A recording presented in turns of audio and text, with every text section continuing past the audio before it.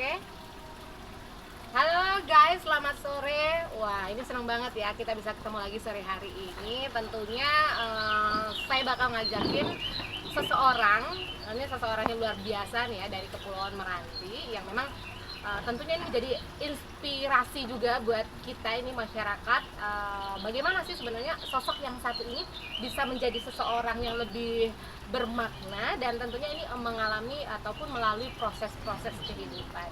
Telah hadir bersama kita Bupati Kepulauan Meranti, Pak Irwan. Ya. Saya emangnya panggil Bang Irwan deh, Ya. karena masih sangat muda banget nih ya Bang Irwan ya. Bang Irwan, Ya, kalau kita berbicara mengenai kesuksesan nih Bang, semua orang kan pengen sukses nih kan. Tapi apa sih sebenarnya kunci ataupun tips-tips bisa menjadi orang yang sukses dalam hal ini? Bang Irwan jadi bupati loh gitu ya. jadi bupati Iya, ya. jadi bupati. Gimana nih Bang? Sedikit bercerita kepada penonton. Jadi saya sih sebetulnya tuh nggak pernah mimpi tuh jadi bupati. Gak pernah mimpi ya? Nggak pernah Kalau mimpi. tidur sering ya? Terus tidur sih tiap hari. Tiap hari ya? Tidur malam hari kita terus mimpi gitu ya? Karena kan saya itu diajarkan oleh ibu saya ya bagaimana harus ringan tangan menolong orang, ya, harus perhatian pada orang yang kekurangan. Karena memang ibu saya itu sedang menolong orang. Lalu pada saat sekolah saya juga tidak termasuk yang luar biasa. Nah, saya mungkin termasuk yang setengah-setengah. Dikatakan baik juga tidak begitu baik, dikatakan bandel juga tidak begitu bandel gitu. Jahil mungkin? Ya sedikit lah. Jahil sedikit ya? Ya, jadi Bupati Kepulauan Meranti sedikit jahil dulunya nih ya?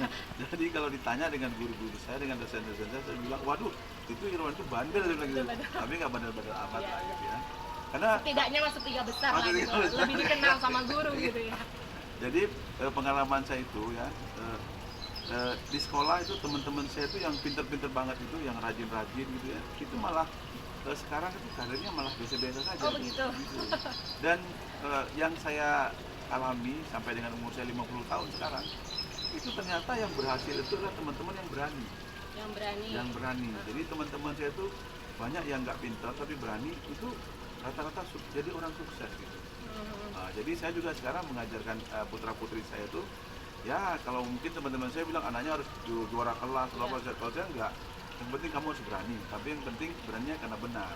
Terarah? Nah, terarah, jadi berani karena benar dan bukan berani karena yang bayar gitu. Iya, iya, berani karena benar bukan karena bayar ya. Bang Irwan, ada nggak mungkin pengalaman di masa lalu ini yang sampai sekarang itu nggak bisa dilupakan ya? Kok aku sekarang jadi bupati nih? Kok saya sekarang jadi bupati? Padahal dulu kelakuan saya ini begini gitu kan, sampai sekarang ini nggak bisa dilupain gitu. Iya. Jadi kalau menurut saya punya dua prinsip ya yang saya pegang teguh sampai hari ini. Yang pertama, saya itu berusaha menguasai bagian tersulit dari suatu pekerjaan. Karena pengalaman saya juga, memang dalam kita bekerja itu rata-rata kan orang pada pilih yang paling mudah gitu. Nah, yang paling mudah itu kan biasanya dikuasai oleh banyak orang. Ya. Tapi saya berprinsip sebaliknya. Saya berusaha bagaimana saya bisa menguasai hal yang tersulit dari suatu pekerjaan sehingga nanti ini langka, nggak banyak orang yang bisa gitu. Nah, itu sudah memang saya temukan dalam kehidupan saya. Contohnya? Sebagai contoh. Contohnya. Jadi dulu saya kan tamat sekolah dari Akademi Pemerintahan Dalam Negeri Pekanbaru. Saya angkatan terakhir di APDN Pekanbaru sebelum APDN bermetamorfosis menjadi STPDN pada waktu itu. Jadi di APDN itu kan kita udah dapat gaji ya, makan ditanggung, baju ditanggung, dapat gaji lagi. Tapi ini lulusnya lulus murni, bukan percobaan karena Oh bandel tidak ya? dong, kita masuk Tidak 10 ya? besar juga. 10 walaupun besar, bandel. oh iya. Ya walaupun bandel kita masuk 10 Iya. besar ya. Nah, lalu Betul. gini, jadi gaji saya itu saya pergunakan untuk apa coba? Saya ini kan orang kampung dari Selat Panjang ya. Waktu itu Selat Panjang mobil yang ada cuma mobil camat sama mobil sampah gitu. Yang lain nggak ada mobil, saya nggak bisa bawa mobil. Tapi saya punya keyakinan bahwa keterampilan nyetir mobil itu dibutuhkan pada waktu itu. Jadi saya sambil kuliah, saya sorenya saya kursus nyetir mobil itu. Saya dilirikin sama teman-teman saya, kamu ini mau jadi pejabat atau mau jadi supir katanya. Oh enggak apa-apa lah saya bilang. Yang penting walaupun saya nggak punya mobil di kampung, tapi saya ingin bisa nyetir mobil. Nah, kemudian juga waktu itu kan komputer masih langka sekali. Jadi pada saat teman-teman masih menganggap itu sesuatu yang luar biasa, saya sudah kursus walaupun masih terbatas. Waktu itu kan baru Word gitu, Waktu itu belum Pentium, pakai DOS gitu kan segala macam ya. Udah saya kursus semua saya kuasai. Terus saya tahun 92 ditugaskan di Batam. Saya ditugaskan 92 di Batam. Pada waktu itu sedang di launching oleh pemerintah program KTP siap waktu itu. KTP nasional uji coba. Dicarilah waktu itu yang bisa mengoperasikan komputer. Akhirnya di kantor itu yang satu-satunya yang bisa mengoperasikan komputer ya saya gitu. Nah itu kan manfaatnya yang ya. bandel justru yang bisa seperti itu ya. Kemudian yang kedua, waktu itu kan Batam sedang dikembangkan dengan luar biasa. Waktu itu kan kunjungan menteri-menteri itu semuanya setiap minggu itu datang ke Batam. Akhirnya Pemko Batam itu waktu itu kesulitan mencari protokoler. Karena kan yang datang setingkat menteri, paling tidak dirjen. Tentu kan untuk menjadi ajudannya kan bukan orang sembarangan juga. Nah, saya waktu itu kan diperbantukan juga lah jadi supir. Karena saya yang nyetir juga belum begitu banyak yang bisa waktu itu. Akhirnya saya waktu itu dipanggil. Kamu bisa nyetir kan? Bisa. Ya, saya nyetir. Yang saya seterin itu orang-orang besar gitu. Membuat pergaulan saya menjadi baik gitu. Alhamdulillah dengan kemampuan itu karir saya cepat berkembang. Nah, pada saat itu karena saya banyak kenal dengan orang-orang penting di Jakarta, akhirnya saya disekolahkan lagi ke Institut Ilmu Pemerintahan di Jakarta. Walaupun pada waktu itu untuk masuk IIP itu sangat sulit gitu. Nah, jadi kesimpulannya karena saya menguasai hal-hal yang belum dikuasai oleh banyak orang, akhirnya peluang yang tidak didapat orang lain itu saya bisa peroleh. Jadi kesimpulannya itu menurut saya memang hidup ini perlu visi. Saya tidak menyadari sebetulnya mungkin waktu itu saya sudah punya visi gitu. Kenapa saya katakan saya sudah punya visi? Karena saya sudah berani waktu itu khusus mobil, walaupun nggak tahu nih, ini mobil kebeli apa enggak nih? Terus mau ngapain? Mau ngapain bisa ya? nyetir gitu ya? Tapi kan kita melihat perkembangan ke depan, kayaknya ini diperlukan gitu untuk masa yang akan datang. Nah, dengan berbekal dua hal itu, akhirnya alhamdulillah hari ini dengan pergaulan dan saya bisa disekolahkan oleh pemerintah ke S1, kemudian disekolahkan ke UGM ya. Nah, dengan pergaulan yang luas juga mungkin dengan berempati kepada banyak orang, akhirnya saya tuh nggak tahu nih gimana cara 10 tahun jadi bupati ini. 10 tahun jadi bupati ya. Baik, terakhir nih ya sebagai ya Bupati Kepulauan Meranti yang memang sudah 2 periode nih ya, tentunya kan ada hal-hal yang teringat dan juga ada hal yang ingin disampaikan juga karena memang ini di penghujung masa baktinya nih Pak Irwan ya.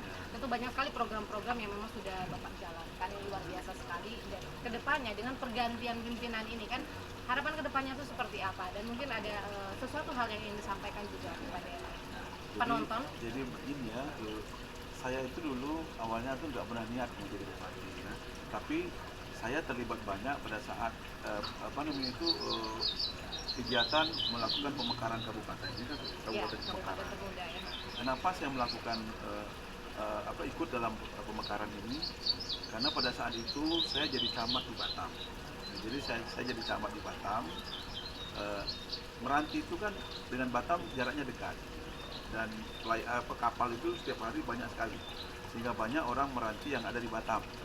Lalu pada saat saya jadi camat itu banyak sekali orang yang sakit, orang yang tidak punya uang mau melanjutkan sekolah, kemudian orang juga mungkin mau berusaha tapi tidak punya modal, kemudian yang katakanlah mungkin minta bantuan masjid ya, orang minta bantuan sekolah, itu datangnya ke saya, ketemu saya.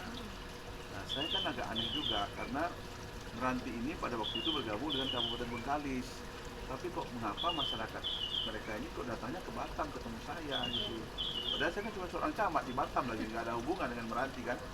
Akhirnya saya banyak berkomunikasi, saya dapatkan data dan fakta banyak sekali orang miskin di Meranti.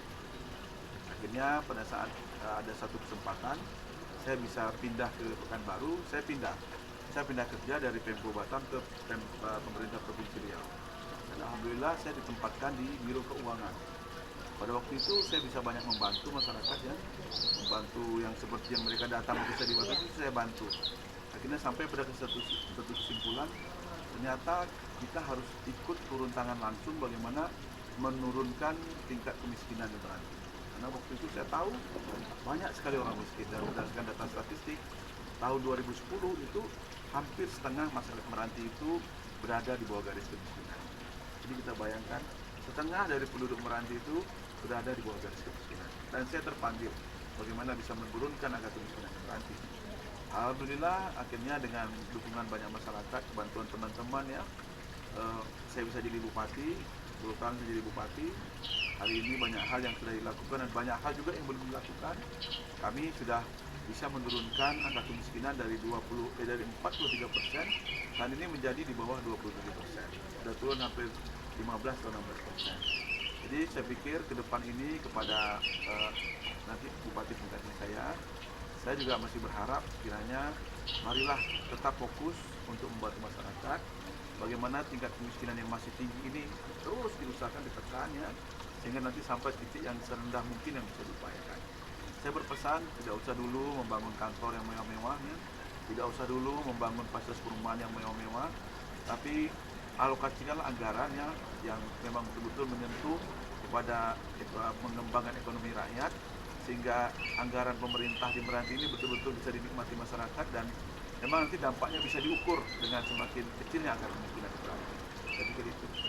Baik, luar biasa sekali ya perbincangan kita, ngobrol-ngobrol kita ini dengan Bang Irwan ya, Bupati Kepulauan Meranti yang memang tidak pernah berpikir, bahkan tidak pernah bermimpi untuk jadi bupati ya, karena dulunya ini agak sedikit bandel seperti itu. Jadi kalau saya bisa mengutip kata-kata dari Bang Irwan ya, kalau biasanya orang-orang itu satu kalimat, mungkin saya satu paragraf ya, dari Bang Irwan ya, bahwasanya untuk menjadi seseorang yang sukses itu sebenarnya tidak diperlukan kepintaran yang luar biasa, tapi yang sangat diperlukan adalah bentuk keberanian yang terarah dan niat yang baik. Itu tadi kutipan dari Bang Irwan. Baik, kita ketemu lagi di konten selanjutnya. Bye.